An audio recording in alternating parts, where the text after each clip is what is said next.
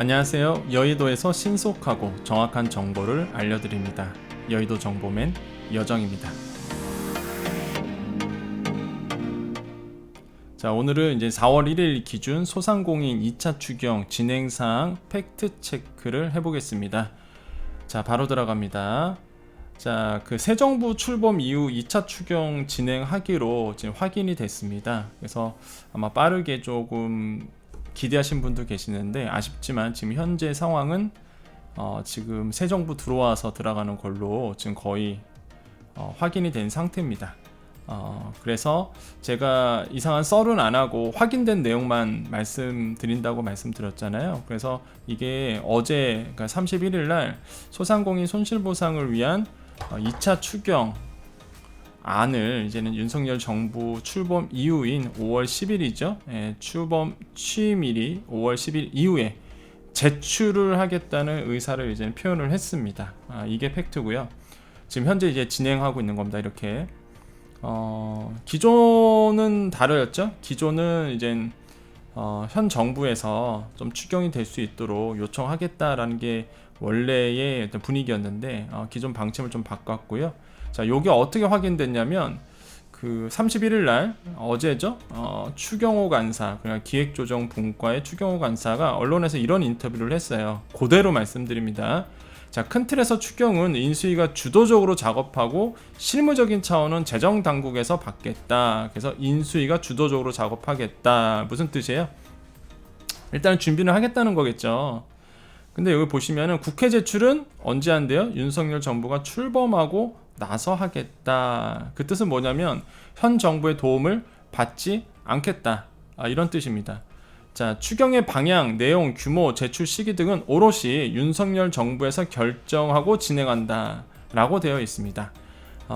그냥 있는 그대로 말씀드리는 거예요. 이거를 의미하는 바가 좀 있죠? 그러니까 현 정부 도움 안 받는다는 얘기입니다. 뭔가 좀 분위기가 그렇잖아요. 지금 뭔가 현 정부랑 새로운 정부랑 뭔가 틀어져 있죠. 그래서 분위기가 이래요. 오롯이 윤석열 정부가 결정한다. 그러니 현 정부의 의사결정을 책임지는 분하고 상의하고 그분의 협조하면 되고 안 되는 문제가 아니다. 이런 인터뷰를 했어요. 분위기가 썩 좋지 않죠 지금. 의미하는 바가 있습니다. 뭐 저는 정치적인 얘기 안 하니까 그 있는 그대로 말씀드리는 거예요. 글 문장 읽어보면 아시죠 어떤 분위기인지. 예, 그래서 현 정부의 도움 같은 거 바라지 않는다. 뭐 이런 뉘앙스예요 지금. 자, 참고적으로 본다 그러면 사실 그 윤석열 당선인이 22일에 그런 얘기를 했었죠. 현 정부에 추경 요청을 할 수 있고 안 들어주면 정부가 출범하면 바로 추경안을 국회로 보내는 방안 하겠다라고 했었는데, 그러니까 요게 안 된 거죠. 현 정부에서 추경을 안 들어주니까 그래서 안 하겠다. 그래서 현 정부는 손을 안 빌리겠다. 이렇게 이제는 확정으로 그냥 인터뷰를 딱 했습니다. 아마 이 인터뷰가 지금 인수위의 의견이겠죠. 기획조정 분과이기 때문에 이게 인수위의 공식적인 입장이라고 저는 생각을 해봅니다. 그래서 윤석열 정부가 출범하고 나서 진행하겠다라는 거죠. 그래서 조금 더 많이 기다리셔야 될 것 같은 분위기로 가고 있습니다. 자, 이어서 이런 얘기를 했어요. 추경 규모에 대해서 우리가 힌트를 좀 얻을 수 있는데, 자, 추 간사가 이어서 인터뷰를 했습니다. 언론에 윤 당선인이 지난번 50조 원 손실보상 등에 관해 이야기를 했고 그 와중에 1차 추경이 있었다라고 인터뷰를 했습니다. 자, 이 뉘앙스가 있죠. 50조 원의 스토리를 잘 봐야 한다. 많은 함의가 있는 숫자다. 이렇게 인터뷰를 했는데 시장에서는 이걸 어떻게 해석하냐면, 제가 예전에 우리 여정 패밀리들 아시죠? 제가 이제 추경 팩트 체크를 해드리고 있잖아요. 지금 분위기가 이렇게 가고 있고 그때 제가 말씀드렸잖아요. 50조 원은 하고 50조 원 얘기가 나오지만 실제 이제는 1차 추경 때 16조 9천억 원 정도 했으니까 30조 원 20조 빼고 한 30조 원 정도가 가능성도 있다 말씀드렸는데, 와, 이거를 이렇게 또 이렇게 흘러가네요 또. 이 뉘앙스가 그 와중에 1차 추경이 있었다 이거죠. 그 결국에는 16조 9천억 원 1차 추경도 그 50조 원 손실보상에 포함될 수 있다는 여지가 있는 이런 발언이라고 이제 시장에서는 해석할 수 있습니다. 그렇기 때문에 그렇게 되면은 50조 원이 아니라 그 30조 원 정도가 2차 추경이 규모가 될 가능성도 더 커지는 거죠. 이해되시죠? 근데 이게는 그러니까 솔직히 이거는 뭐 논리는 있어요. 논리는 있습니다. 왜 그러냐면 저번에도 한번 말씀드렸잖아요. 윤 당선인이 50조 원 손실보상 얘기했던 거는 1차 추경 들어가기 전에 인터뷰를 한 거잖아요. 그래서 자기는 50조 원을 하겠다. 지금 현 정부는 뭐 지금 뭐 300만 원 방역지원금 추경해서 주겠다지만 나는 1000만 원 주겠다. 그래서 50조 원 하겠다라고 한 거는 1차 추경 들어가기 전에 인터뷰를 한 거기 때문에 그래서 현 정부가 이제는 1차 추경에서 16조 9천억을 했으니 나머지 그러면 한 30조 원 정도를 하면은 이제 50조 원 손실보상이 되지 않느냐 이런 논리인 거죠 사실. 이게 맞다에 틀리다는 아닙니다 여러분. 맞다 틀리다는 그런 건 아니고요. 지금 분위기가 이렇게 인수위에서 나오고 있다는 거고, 그 다음에 제가 예전에 얘기해드렸잖아요 이런 얘기를. 그래서 우리 여정 패밀리들은 그래서 이런 얘기가 나오는 거구나 라고 그냥 알고 계시면 될 것 같습니다.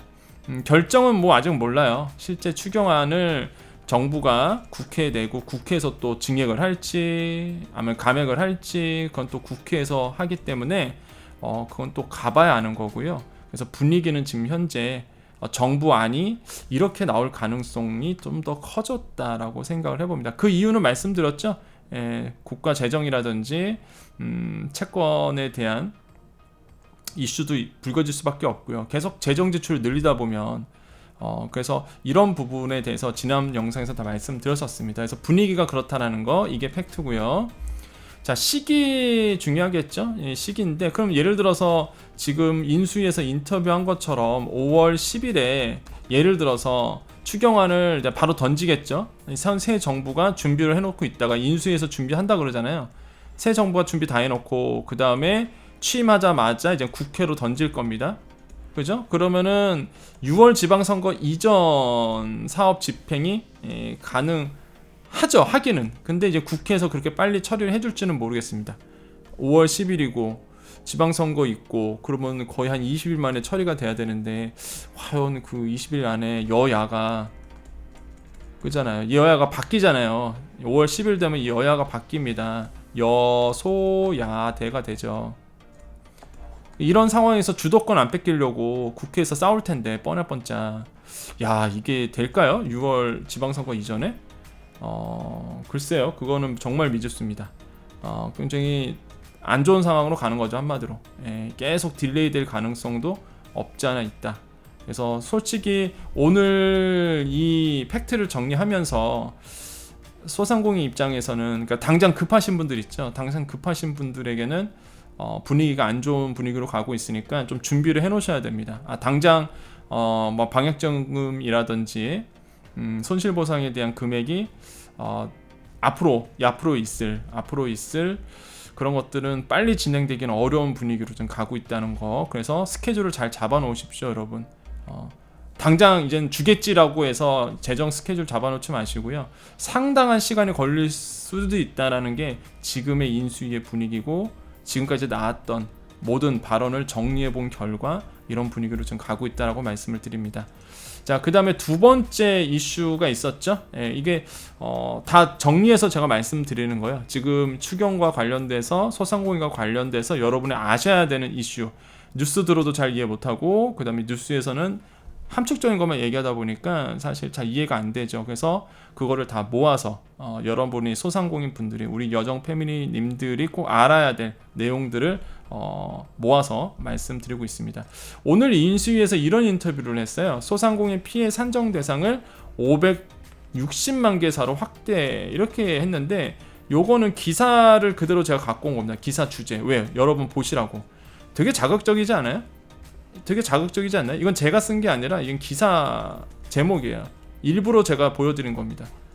소상공인 피해 산정 대상 560만 개사로 확대, 이러면 마치 손실보상 대상, 그러니까 손실보상을 받으시는 분들이 560만 개사로 확대된 걸로 자칫하면 오해할 수 있는 주제예요. 진짜 이거는 위험한 겁니다. 소상공인에게 희망 고문을 하는 주제인데, 제목인데 뭐 이렇게 뽑아놨네요, 기사가. 근데 이거는 아닙니다, 여러분. 오늘 아마 9시 뉴스나 또 막 신문 기사에 요 카피가 또 나올 거예요.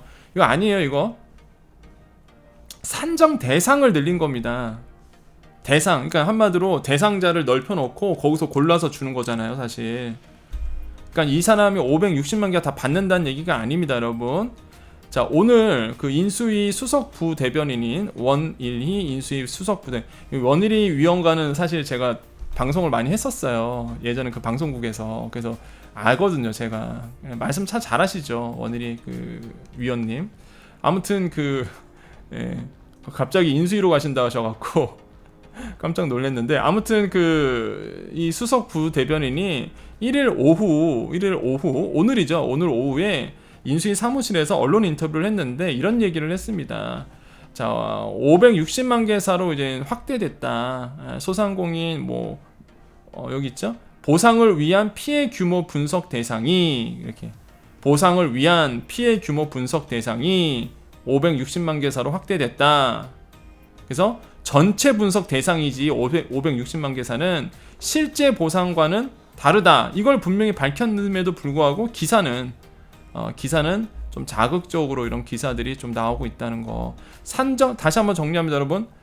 이게 맞아요. 분석 대상이 560만 개사라는 거지 실제 보상은 560만 개사 아니라는 겁니다. 혹시나 오늘 뉴스 나오면 또 여러분 주위 분들이 야, 손실보상 대상 더 넓힌대 이러면 팩트를 말씀해 주세요. 야, 그거는 분석 대상이 그냥 테이블에 얹혀놓고 분석하는 게 560만 개사지 실제 주는 건 아니야 라고 여러분께서 정확하게 그거를 지적해 주셔야 되겠습니다.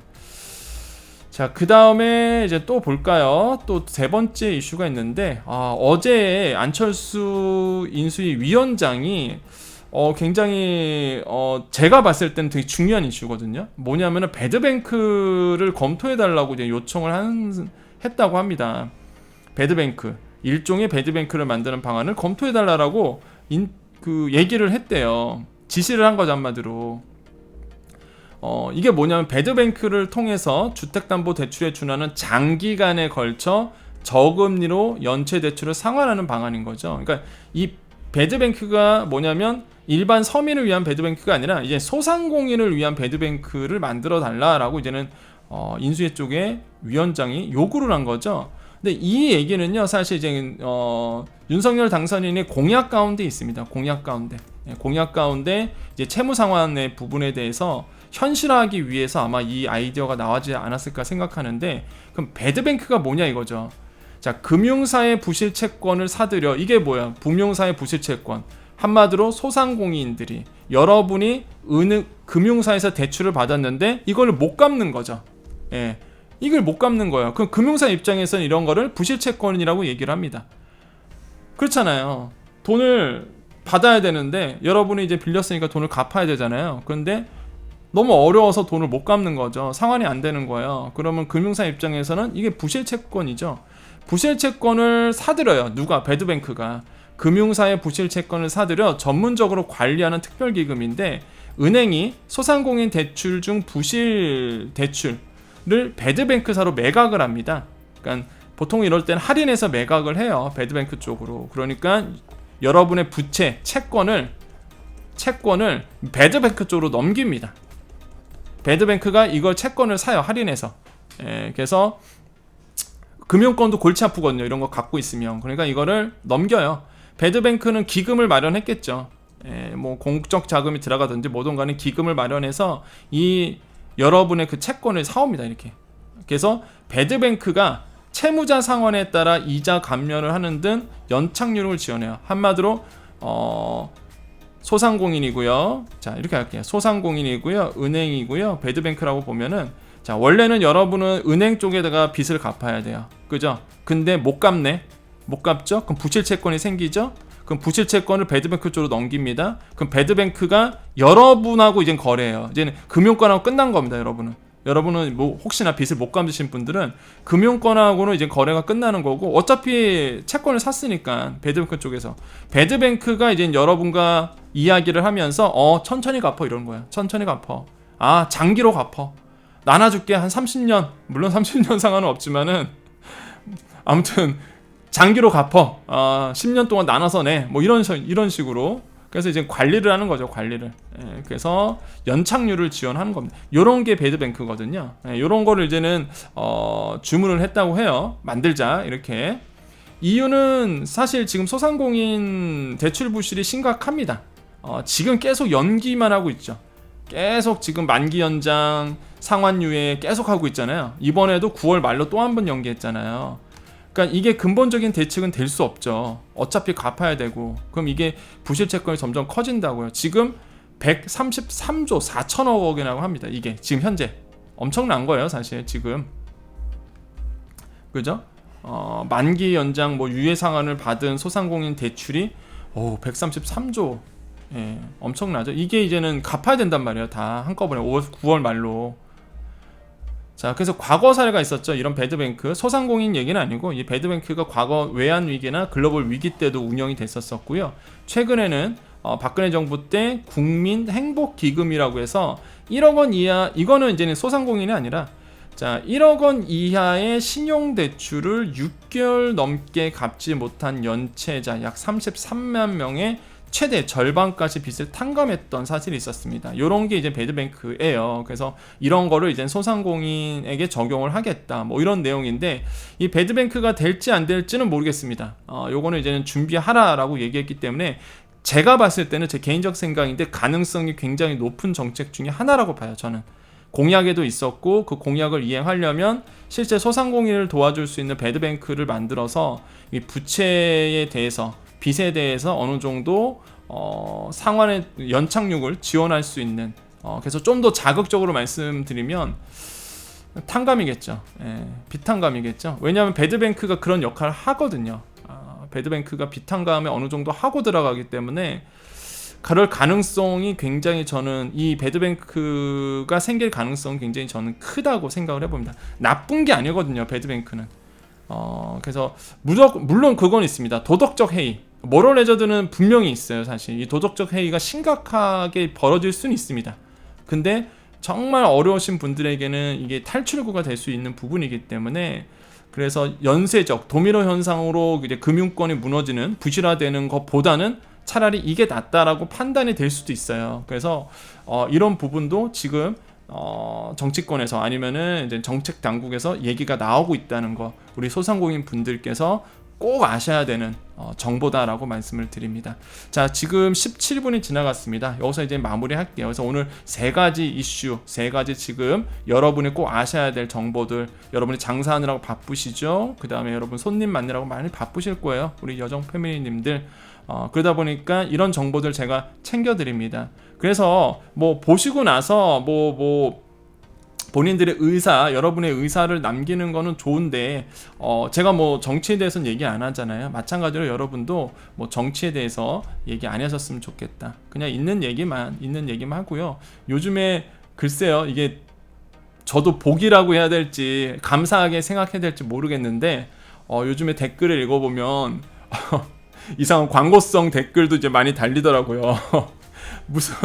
무슨 점 보는 뭐 이런 것도 막 달리고, 그래서 그냥 내가 그래도 많은 분들이 그냥 좋아해 주셔서 이제는 이런 댓글도 달리는구나 라고 그냥 긍정적으로 생각을 하고 있는데, 웬만해서는 그냥 그 내용과 우리 여정 패밀리들과 관계없는 댓글들은 달아주지 마시고요.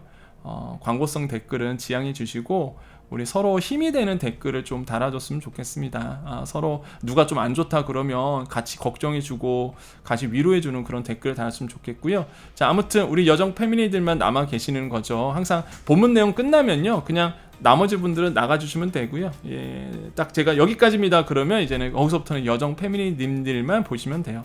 자, 우리 여정 패밀리님들 마지막 인사드립니다. 여러분 행복하십니다. 여러분 좋은 하루 되실 거고요. 오늘이 금요일입니다. 여러분 돌아오는 주말도 여러분 더 좋은 일만 가득하시고요. 주말 장사 잘 하시고, 그 다음에 주말 장사에 또 대박 나시기를 또 이렇게 희망해 드립니다. 자, 마지막 인사. 여러분은 잘 됩니다. 여러분은 잘 되는 존재입니다. 여러분은요, 잘 될 수밖에 없습니다. 복이 여러분께 지금 가고 있습니다. 여기까지 여의도 정보맨 여정입니다. 감사합니다.